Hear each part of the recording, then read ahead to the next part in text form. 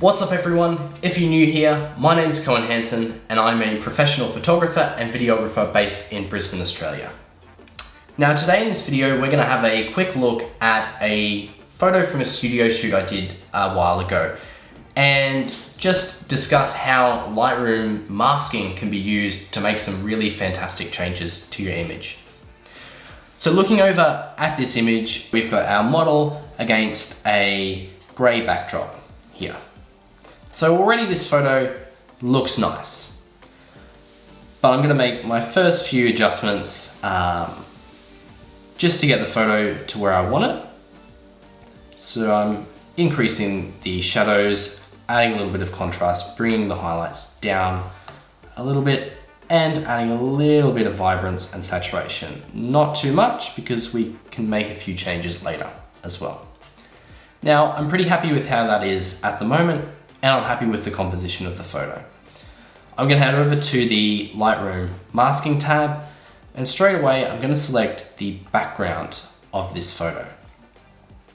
Now, what we could do is bring the exposure up a little bit, and then we've got a nice bright white background to our photo.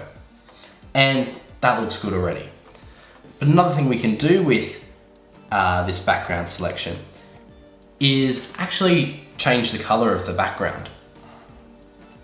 So if I bring the exposure back down again, I'm gonna head down here to our color option. Now currently there's no color selected, but you can see as soon as I start bringing the eyedropper up, I've selected a color to encompass the whole background. Now, this is great because the blue matches the blue in the model's makeup at the moment. So I'm happy with that color, and it's not too bright and doesn't take away from the image either. What I can also do with our masking is I can create a new mask here, and I'm going to click on Select People, this option. Now there's only one person in the photo, so I click on person 1 here. So instead of selecting the entire person, I'm going to uncheck that box. And instead I'm actually going to select the face skin option. Now, without going too deep into Photoshop to do retouching, if you need to do some slight adjustments and you just want to make some skin look smoother and a little bit more consistent, you can actually do that just by creating this mask. So what I'm going to do is I'm going to bring down the texture slider just a little bit, because if we go too far we lose all the detail in the face and it starts to look plasticky. But if we bring it down just a little bit, and we can also bring down the clarity only a couple of points, already we can see a great difference between the smoothness of the model's face. I'm also going to create another mask now as well. Select People, Person 1, and I'm going to click on Body Skin, Create Mask, and I'm going to do the same thing. But this time I can make a little bit more of an adjustment, only because that's not the focus of the image. And that's looking really good.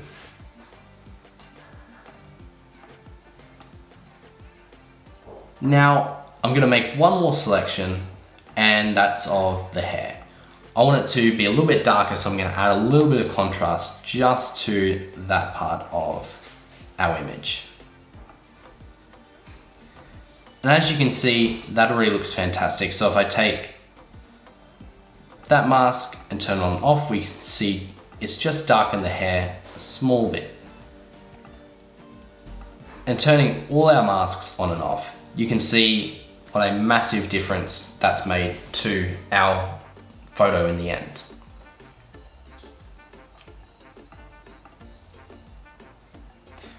I'm also going to show you one other photo where masking is going to be really helpful to us to add a little bit more depth to our photo.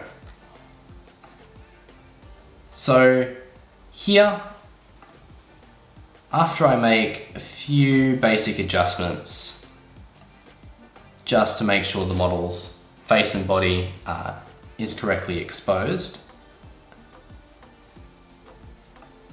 What I'm going to do is move once again over into our masking tab. Now I'm going to select the background and I'm going to darken it just a little bit, not too much, but enough to make the model stand out from that background. What I can also do is I can also decrease the contrast or increase. Increasing goes a bit far for my liking, so I'm actually going to decrease the contrast just a little bit. I'm going to do the same thing with the texture, the clarity, and I'm also going to decrease the sharpness a little bit. And if we zoom in, we can see already toggling on and off this mask, we've started to make a big change to how the model stands out in this photo. And in this photo as well, I'm actually just going to use one of our normal masks that doesn't rely on AI here as well. So if I click on linear gradient, I can drag a gradient down from the top. What I'm going to do is we can see the light is coming from the model's right. So when I put this gradient here, I'm just going to bring up the exposure a little bit, and I'm going to add a little bit of warmth as if it's some afternoon sunlight coming through as well. And to counteract that, I'm going to add one more linear gradient down the bottom and actually fade out the exposure just a small amount. So if I toggle on and off the masking here, you can see what a massive difference that's made to our total photo. We've gone from our raw file, which still looks good, to a file, to a photo that's a little bit more stylized and really pops. That video was just a brief kind of overview on some of the masking features in Lightroom. If you have any questions, leave a comment down below, and if you want to see more, please hit the subscribe button. Also, if you're in the Brisbane area and are looking for some photography and videography services, click on the link down below in the description to find my website, contact information, and Instagram. Thanks so much for watching. I hope to see you again soon. Goodbye.